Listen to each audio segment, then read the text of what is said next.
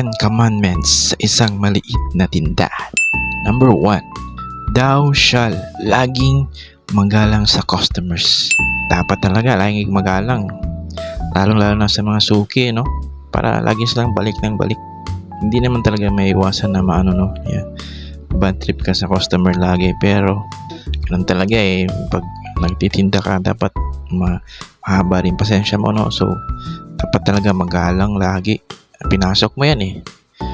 Yung mga tao, hindi naman lahat yan mabait, no? So, kung may mga customer na ano talaga, sumusobra na talaga, dapat mag-usap, no? Kausapin. Number 2. Thou shall panatilihing malinis at maayos ang tindahan. Dapat talagang malinis ang tindahan lagi. May mga binibenta ka ditong pagkain eh, so dapat malinis yan, no?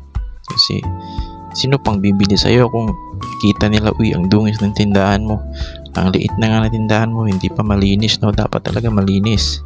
Dapat walang mga agyo yan, walang mga kalat, maayang tingnan, no, sa mata ng customer, no, para ayos lang balik na balik sa tindahan mo. Number 3. Thou shall not mandaya sa timbang, sa sukli, or sa presyo. So, sa timbang, no, kung example, nagbibenta ka ng mga bigas, dapat correct ang mga timbangan dyan. Hindi madaya yung timbangan mo, kasi sino pong babalik? Yung mga suki mo, hindi yan babalik. Madaya ang timbangan mo. Sukli, dapat patas ka, no? Dapat talaga may calculator ka, no, para hindi na kayo magkalituhan ba. Confident ka na hindi ka mali sa mga calculations mo, kahit addition or subtraction lang. Kasi sa tindahan kasi meron kasi ang dami ng bibili, no? So kahit plus minus lang yan, pag madami ang bibili niyan, malaki ang kwintahan, may chance talaga na magkamali ka, no? So dapat talaga may calcul ka, at dapat honest ka rin sa mga customers mo, kasi may mga customers kasi na hindi na nagtatanong eh.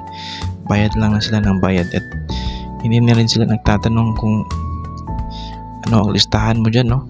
Sasabihin lang nila magkano ang utang nila, tapos yun na, parang automatic na may tiwala sila sa'yo. So dapat wag mong i-break yung tiwala yun. Dapat i-compute lang ang tama, at saka yun, magsukli ng tama. Sa presyo rin, dapat rin wag naman patubuan ng grabe naman yung tubo ka ng 50%. Wag naman yun. Siguro mga 10 to 20% yun siguro ang nakapunan ka ng 10 pesos, pwede mo ibenta ng mga 11 or 12. Yun, mga reasonable yun yung price, kasi kinukuha mo pa yan sa Tiangge or sa mga tindahan. So gumagastos ka rin sa gas, sa panahon, sa oras. So dapat talaga may konti ka rin makuha, pero hindi ganun kalaki. 10 to 20% para sa akin na yun na, okay na, 10 to 20%. Number 4. Thou shall siguraduhing may sapat na stock ng mabentang produkto. Dapat talaga kumpleto ka sa stock, no? Kasi sa side mo, nakakainis rin yun eh. Gusto mo magbenta pero wala kang stock. Dapat talaga pero hindi talaga maiiwasan yan, no? Maubusan ka ng stock niya. Kasi hindi naman sa lahat ng panahon makaka-restock ka kaagad. Kasi may mga time na wala ka talagang mabili kasi nagamit mo yung pera mo. So kung kaya talagang i-update, laging i-restock, mag-restock talaga para rin sa kita mo, at para rin may mabenta ka sa mga customers mo, no? Kasi kita rin yun eh. At saka pabalik-balik sila, no? Kasi kung meron kang stock lagi, dito na sila bumibili sa tindahan mo. Number 5. Thou shall unahin ang customers kaysa personal na gawain. So for example, naghuhugas ka ng plato, no? Tapos may bumibili, dapat iwanan mo muna yung mahugasin mo, no? Unahin mo muna yung customer bago yung hugasin, no? Kasi baka nagmamadali yung customer mo. For example, pang nila hapunan, bumibili ba sila ng sardinas pang hapunan, dapat mabigay mo agad yun, no? Kasi baka gutom na sila eh. So naghugas ka lang naman ng plato, i-stop mo muna ang ginagawa mo. So ibibigay mo muna yung pangailangan ng customer. So number 6, thou shall itala ng maayos ang lahat ng benta at gastos. So dapat talaga itala ng maayos, no? Kasi dyan mo malalaman kung kumita or hindi, nalugi ka eh.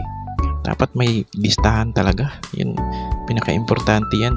Diyan mo rin malalaman kung saan patungo ang tindahan mo, no? Kung palugi or pa-boom.